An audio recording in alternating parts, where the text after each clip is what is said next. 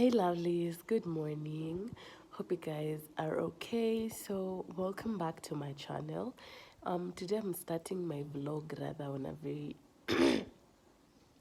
low note. I have a very bad cold that's been going on for like 3 days now. Like ni flu season. Like I'm not understanding kumeacha kunyesha. Hakuna vumbi as such. Like mbona niko na homa. But anyway, I think I have like pollen allergy. I changed environment. Immediately I changed the environment from where I was. Coming back home, immediately nikapata homa. So that's that. Today I'm meant to go for some errand in Tao, and it's usually very hectic. Manana town. I'm those kind of people who goes to town once in a while. I do all my errands. Oh, I don't have something here. Oh, okay, hizi nini za homa zimeanza kuform, okay. So I do all my errands in Tao mara moja, and then yeah, I stay off town for a while. So that's what I'm going to be doing today, and probably later on make a recipe or something. Siko sure yet, but that's my plan today. So pray for your girl. I'm not feeling too good. In my household tuko wagonjwa anyway. See you guys.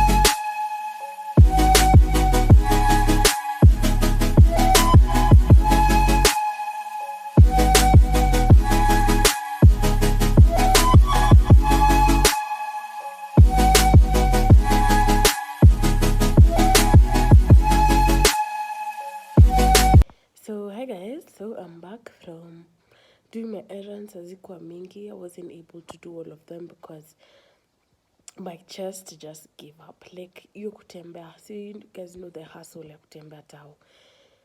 Like my chest just gave up, ikaanza kusikia uchungu, so I just had to get myself some dawa, and I decided to also get some samosa. So that the funny part is that I didn't even taste the samosa. Like I feel like nilikuwa tu nakula kitu. Like my sense of taste, I guess officially it's done. So I used to taste anything. So that samosa, I just ate it because I had already ordered it, but sikusikia taste at all. So nimerudi home. I also in Tao I bought some more medicines. I think niliongezea what's it called, azithromycin, dawa nenye like most people tulikuwa tunapewa time ya COVID. That, and also I don't know if you guys know about shoka. Let me show you. This is what is called shoka. It's called axe, but now like it's like a small thing. It has like dawa inside. You guys can see.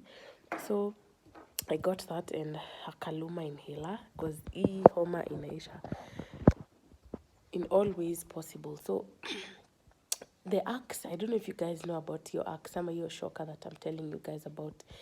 It's basically like become a medicine. You put like 2 or 3 droplets in your tea, and then you like jifunika kwanza, you steam with it. Inaingia, like literally you can feel it opening your pores. It's very good, by the way. Kama uko na cold, kama uko na homa, that's the best one to use. That, alafu na ka inhaler, and then the medicines, I guess I just pray that I'll be fine in like 2 days, because hakuna kitu nachukia kama kwenda like a gathering, ama kwenda job, ama kwenda church na uko na homa. Like you start coughing out of nowhere. Like I don't know if it's just me, but nikiwa kwa congregation ndio sasa like nasikianga kukohoa. Like at home I won't cough, but kwa congregation I will cough. Like I don't know why.